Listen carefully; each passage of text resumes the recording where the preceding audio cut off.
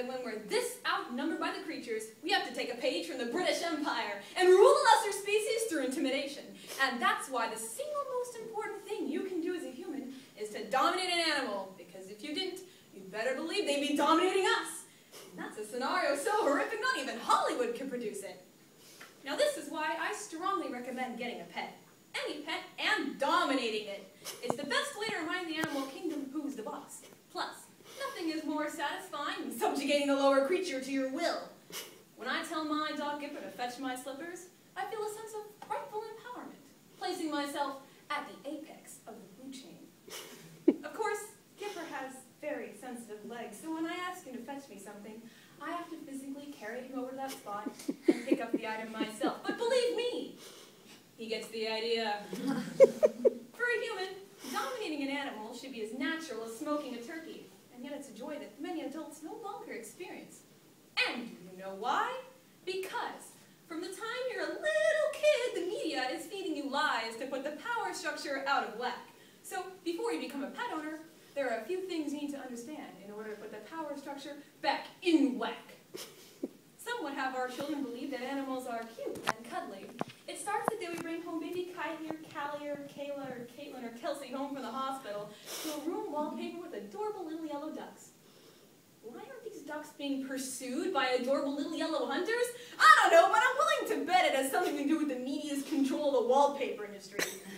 Yes, I consider the wallpaper industry part of the media. It has the word paper in it.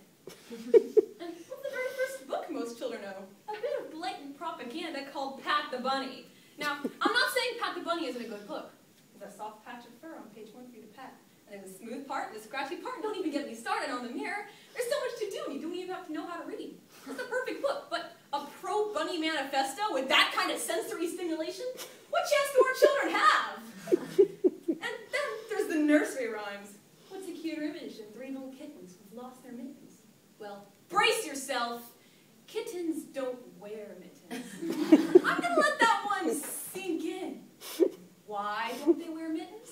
Because they just get caught on their razor-sharp claws.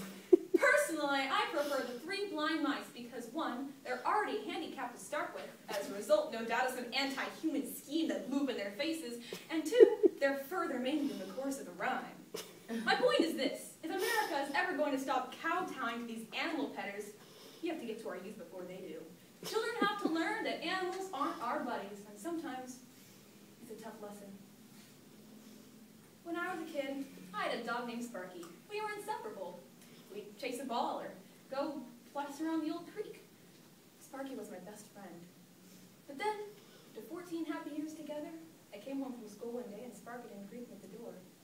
My parents sat me down at the kitchen table, told me the terrible news.